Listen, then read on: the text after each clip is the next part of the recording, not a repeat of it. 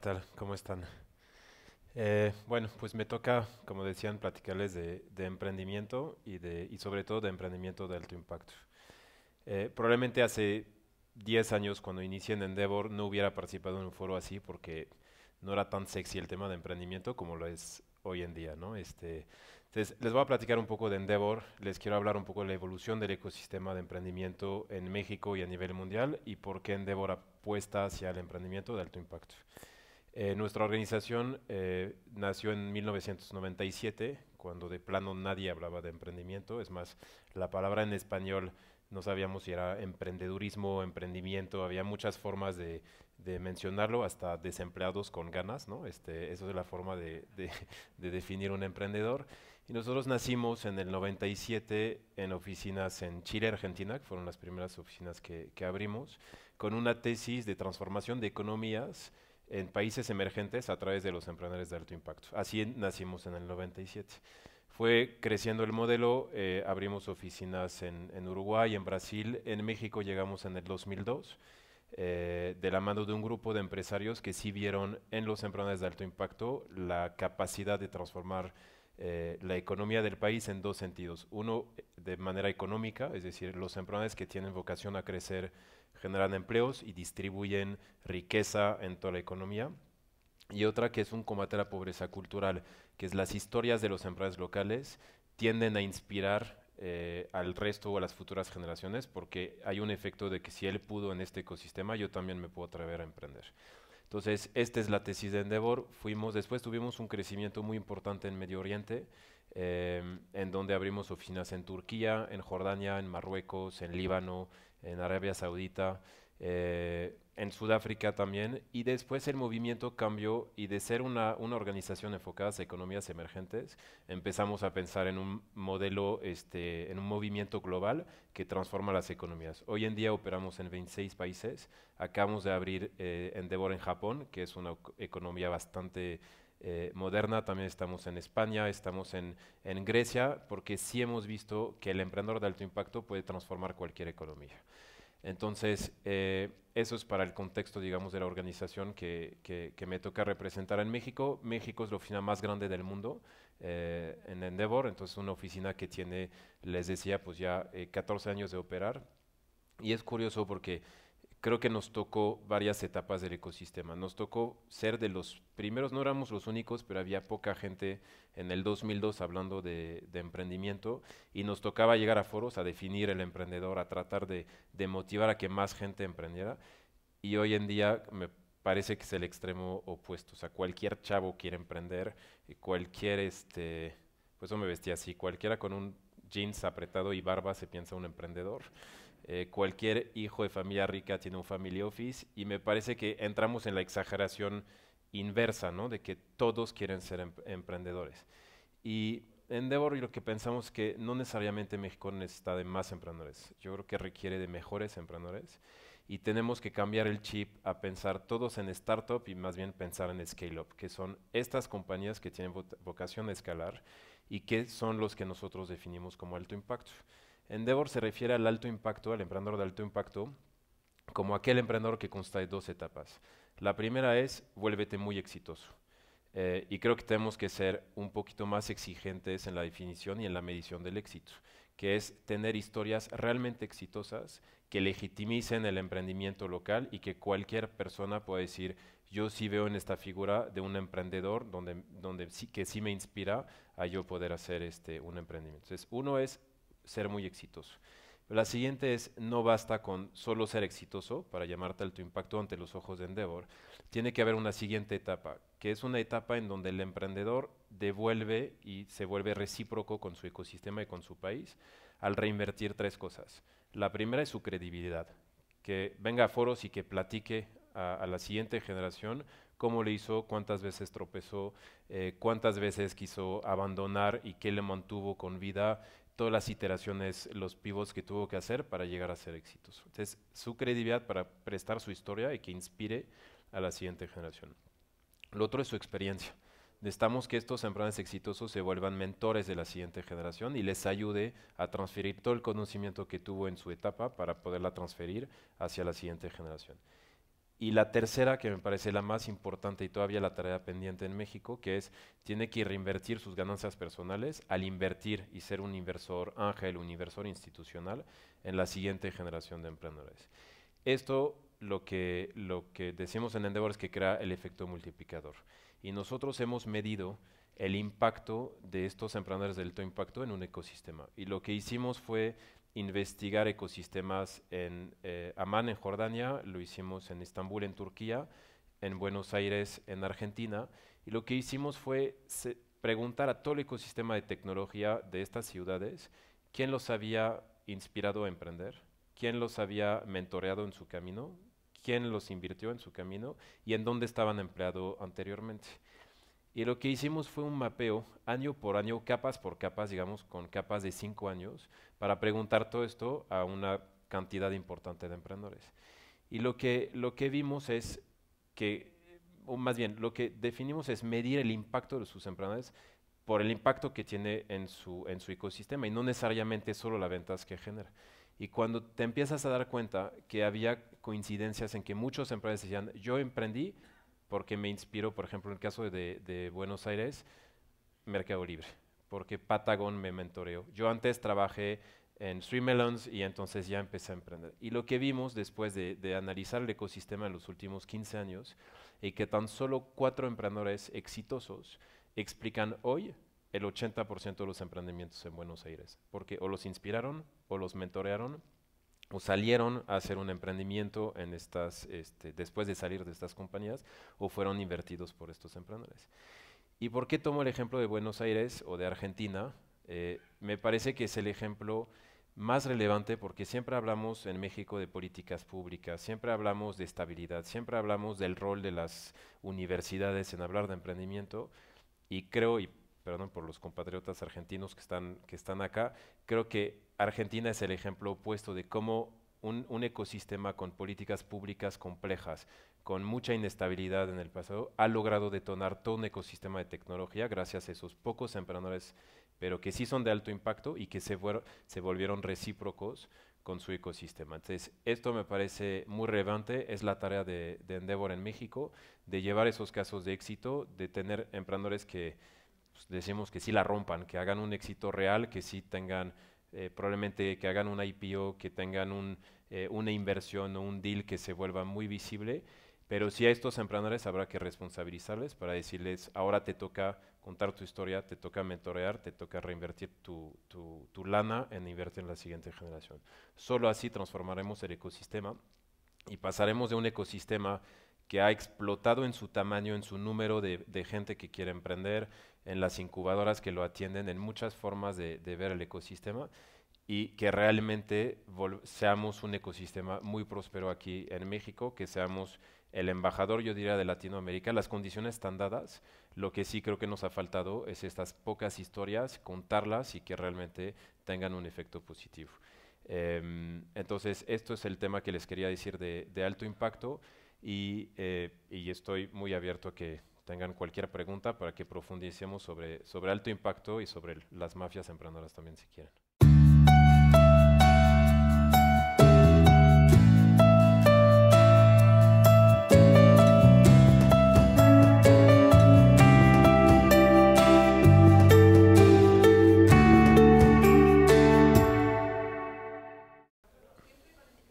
Ok, en Endeavor, ¿cómo han desarrollado ese ojo clínico para identificar una buena historia, un buen caso, un trabajo con propósito y que no solamente pertenezca al boom o a la moda de emprender? Sí, pues mira, nosotros trabajamos con una figura que es el mentor. El mentor es un directivo, es un socio, es un ex emprendedor, es alguien que tiene un conocimiento particular en una o varias industrias, en una disciplina clara, ¿no? Puede ser recursos humanos, puede ser marketing digital en distintos ámbitos. Estas personas nos donan 2 a 3 horas de su tiempo al mes para dos propósitos: ayudar a seleccionar a los mejores y una vez seleccionados, cómo ayudamos digamos que, a multiplicar su impacto en la economía. La selección es el proceso más riguroso. Decimos en Endeavor que somos más estrictos que Harvard porque solo el 2% de los empleados que empiezan el proceso culminan con el sello Endeavor. que no quiere decir que está perfecto, nos hemos equivocado en los dos sentidos, en dejar fuera emprendedores que con el tiempo mostraron tener un impacto increíble y también unos cuya apuesta nos parecía muy atrevida y al final vimos que no estaba ni tan disruptivo ni tan fundado. Pero mitigamos este riesgo. ¿Cómo lo hacemos? Tenemos varias etapas de selección en donde el emprendedor tiene que ir primero con gente muy conocedor de su industria, porque si a mí viene un emprendedor que me habla de nanotecnología, es probable que sí me logre sorprender y que me logre emocionar con su proyecto. Entonces, sí necesitamos que alguien de la industria valide qué tan disruptivo, qué tanto está haciendo un efecto real en su industria. Después lo ponemos con alguien que no tiene nada que ver con su sector, para ver qué tanto el emprendedor tiene capacidad de contagiar potencial, de contagiar pasión en una persona que no conoce nada de su sector. Y luego tenemos financieros y luego tenemos una serie de personas que en lo individual se juntan con el emprendedor. Si pasa este proceso, que de por sí ya es complicado, hacemos un panel nacional, juntamos a un colegiado de mentores que fungen como panelistas y este día de manera unánime los panelistas tienen que definir si hay potencial en el emprendedor y ahí somos muy estrictos en ver la persona, su capacidad de ejecución, su liderazgo, su ambición sana por un crecimiento exponencial y todo lo que está detrás de la persona, porque Endeavor selecciona a la persona, no la compañía. Pero sí, evidentemente queremos ver la compañía si tiene innovación, si tiene escalabilidad, si hay algo, barreras de entrada, algo que haga el negocio distinto.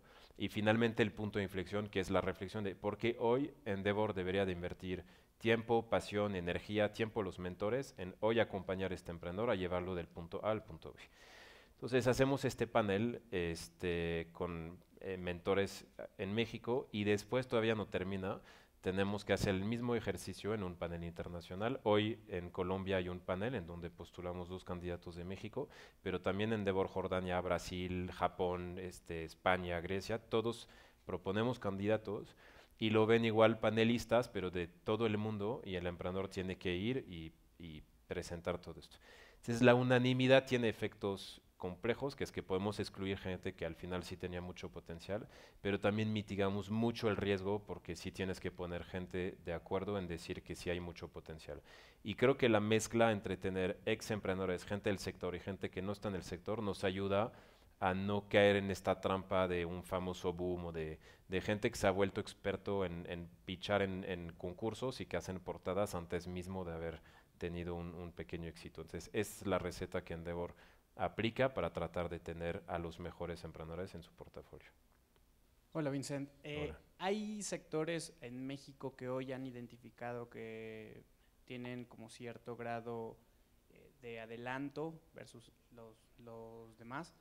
Y bueno, y también que nos puedas contar qué tal está el sector financiero en este esquema de emprendimiento, ¿no? de hecho, está dentro de los sectores que hoy son prometedores. Em, Te diría que los sectores, nosotros vemos emprendedores en cualquier sector, de cualquier edad, de cualquier raza, de cualquier etapa. O sea, sí somos muy incluyentes porque pensamos que deben existir emprendedores de alto impacto en cualquier sector. Pero evidentemente empiezas a recibir más solicitudes en algunos sectores y demás. Lo que hemos visto en los últimos meses es un fuerte boom en el sector fintech. Me parece muy importante la cantidad de proyectos que vienen en este sector. Además, grandes emprendedores. Nosotros tenemos varias apuestas en el sector que están liderados por emprendedores mexicanos con mucha ambición, con un ADN global, con un chip desde inclusión hasta que vienen realmente y todos con base tecnológica, a desafiar alguna parte del sector financiero. Y lo que me parece muy relevante es que últimamente hemos visto, al menos en 3 de estos casos de emprendedores Endeavor, fondos globales que han liderado la ronda de inversión de emprendedores en México y de emprendedores mexicanos. Esto no se veía antes. Antes, el tema del capital privado y el emprendimiento tiene que ir muy de la mano. O sea, no puede existir un ecosistema completo si no hay inversores que invierten desde etapas tempranas en etapas de crecimiento y eventualmente termina con private equity e inclusive salidas en la bolsa. Sé que en México hay como huecos en esta cadena, digamos, de fondeo, pero lo que sí vemos es algo que no existía antes, son fondos globales, y en este caso las tres compañías que tengo en la mente son dos fondos de Estados Unidos y un fondo de Europa, que los tres hicieron una ronda de inversión importante. La más pequeña es de 10 millones de dólares, o sea que sí ya es una inyección fuerte para el ecosistema local, pero de que hayan sido fondos globales que ven emprendedores locales con una solución con mucho potencial de escalabilidad aquí en México, me parece que es la mejor de las noticias. Es fintech sin duda, y lo estamos viendo desde peer-to-peer lending, desde inclusión financiera, desde temas de Bitcoin que tenemos ahí también, temas de seguros en línea, o sea, una cantidad. Fintech es un pastel muy grande, pero en cada uno de estos vemos emprendedores mexicanos o en México que están haciendo cosas importantes. El sector salud está viviendo un momento particular en México, en donde también vemos mucha respuesta hacia biotecnología, por ejemplo, desde casos de mexicanos que tampoco se sabía que había tanto talento, lo hay, y hay emprendedores que realmente pasaron de la parte académica a volver a hacer investigación aplicada y a hacer compañías. Eso también creo que es una gran noticia. Eh, También servicios donde la tecnología acerca enfermeras, cuidado a domicilio, ¿no? Un poco como Uber-like, con todo este tipo de acercamiento que también lo estamos viendo. Entonces, el sector salud también está viviendo un tema interesante. También nacen más incubadoras especializadas y hay fondos de inversión que invierten, que son señales adicionales a la que percibimos en Endeavor. Y hay en México algo que no se ve en todos los demás ecosistemas, que es todo el tema de los emprendimientos con un fondo social de impacto a la base de la pirámide. Vemos grandes emprendedores en acceso a vivienda, acceso a agua, acceso a salud y acceso a educación para la base de la pirámide, que creo que viene un poco a revolucionar el chip de que anteriormente en México confundíamos emprendimiento social con emprendimiento que tenía que vivir de apoyos a fondo perdido del gobierno o de fundaciones globales que tenían que regalar dinero para ver qué hacíamos. Hoy entendimos que primero un emprendedor tiene que ser rentable, tiene que ser económicamente solvente y puede decidir reinvertir su riqueza económica en generar bienestar social, ambiental, cultural y demás. Y ya está mucho mejor percibido y hay grandes casos, y en Endeavor creo que tenemos de los mejores casos para el tema de desarrollo de la base de la pirámide a través de estos accesos, que también me parece algo muy relevante porque no solamente generan impacto económico, sino generan un impacto mucho más allá porque cambian vidas de gente que no tenía acceso. Y en todos ellos el tema de la tecnología está detrás para lograr llegar con estas comunidades que no estaban atendidas.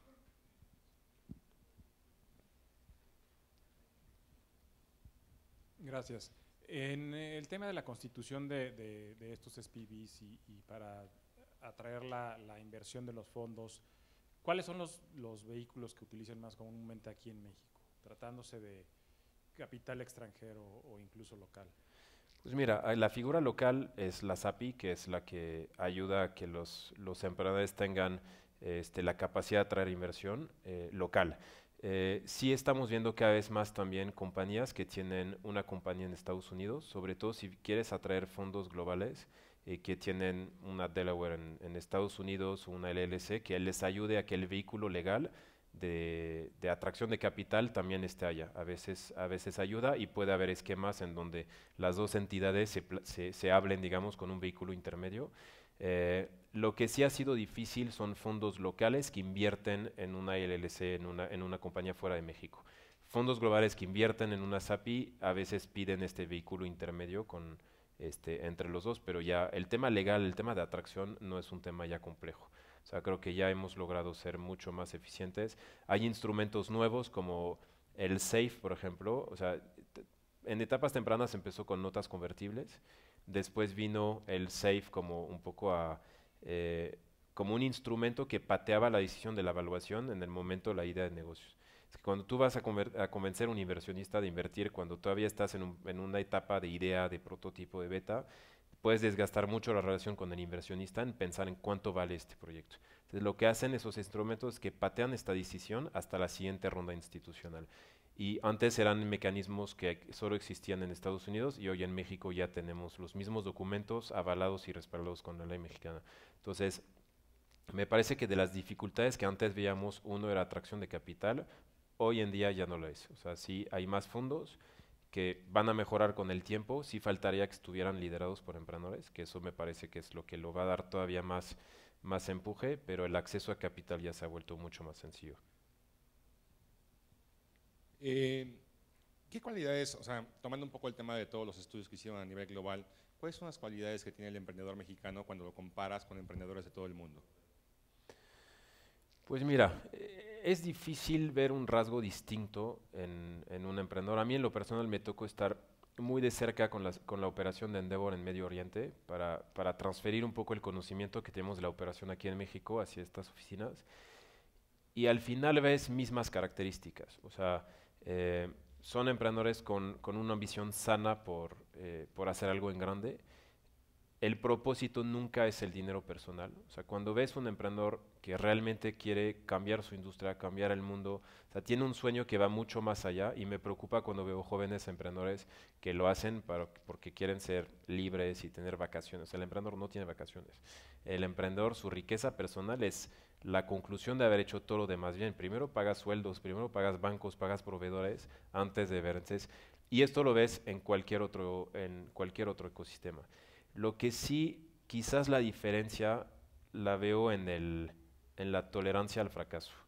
Me parece que somos una sociedad que castiga de sobreforma el fracaso en lugar de celebrar el intento. Y lo ven, yo cuando llegué, todos notaron que tengo un acento diferente, Pepe Le Pew, ¿no? Entonces cuando llegué a México, yo llegué a México hace 17 años y me contaron el cuento del cangrejo. ¿No? Que sale y lo jalan. Y no se me hizo ni divertido ni lo entendí hasta que entré al ecosistema emprendedor. Y me parece que como sociedad no sabemos reconocer el éxito de los emprendedores mexicanos. Siempre que uno sobresale, pues es por suertudo, es porque tuvo privilegios, es porque o sea, siempre mitigamos el éxito en lugar de que nos salpique y que digamos, si él pudo, yo también puedo. Y cuando un emprendedor tropieza, creo que señalamos muy fuerte el fracaso del emprendedor. Y esto que hace es que pocos emprendedores se vuelven a levantar para decir, pues voy a hacer un segundo, un tercero, un cuarto emprendimiento. Pues si todos te señalan que no estabas hecho para esto, sí es complejo. Y lo que vemos es que normalmente los emprendedores seriales son los que tienen mayor vocación a ser de alto impacto. Porque en cada tropiezo hay una fuente de aprendizaje. Y cada tropiezo que tuviste, si la sabes convertir en enseñanzas para ya no repetir, normalmente el emprendedor Endeavor, cuando llega a Endeavor, llega en su cuarto proyecto. El primero le fue muy mal, el segundo le fue mal o regular, el tercero le fue bien y lo vendió, y el cuarto, quinto es cuando ya realmente capitaliza toda esta experiencia y lo vuelve. Y me parece que en México todavía vemos emprendedores sin cicatrices. ¿Y por qué? Porque es nuevo el tema, ¿no? 10 años, 15 años que estamos aquí es poco, pero también me parece que hay muchos emprendedores que renuncian al camino emprendedor justo por este castigo hacia el fracaso, y eso me parece un peligro porque en realidad nadie le va a pegar en grande a la primera. Tenemos que celebrar el intento en lugar de señalar el fracaso. Creo que es una enseñanza ahí más de sociedad y que se ve muy bien en el emprendedor.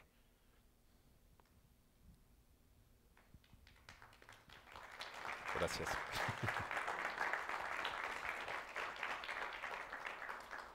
Hola, ¿qué tal? Aquí atrás. Ya. ¿Cuál es el mayor reto de los emprendedores en su proceso de crecimiento? Pues primero que sepan que iniciar un negocio es lo más fácil, escalar un negocio es lo más complejo. Y ahí es donde digo la diferencia entre startup y scale-up, ¿no? O sea, porque todos hablamos de cómo iniciar, que está bien, lo celebro porque antes ni esto hablábamos, pero eso es lo más fácil. O sea, la verdad es que escalar un negocio es lo más complejo, porque uno es cuando te tienes que rodear de la mejor gente, y esto es complejo. O sea, el emprendedor tiende a pensar que él puede todo. Solo el emprendedor bien acompañado es alguien que va a hacer algo en grande. Entonces, rodearse de la mejor gente.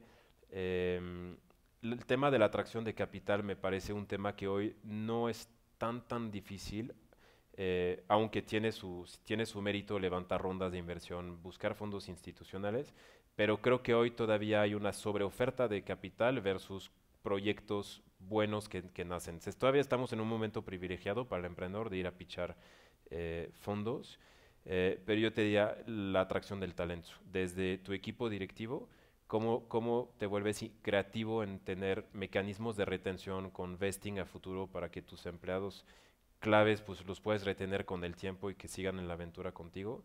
Y lo otro en la creación de socios complementarios. muchas veces, sobre todo en etapas tempranas, el emprendedor para hacer su negocio lo hace con sus amigos y es la mejor forma de perder un cuate y una empresa, es hacer negocios con amigos.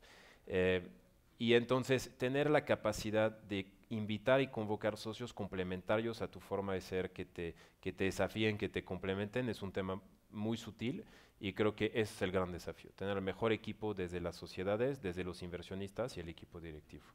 No pongo acceso a capital como el desafío más grande, acceso a talento es lo más complejo. Bueno, pues muchísimas gracias.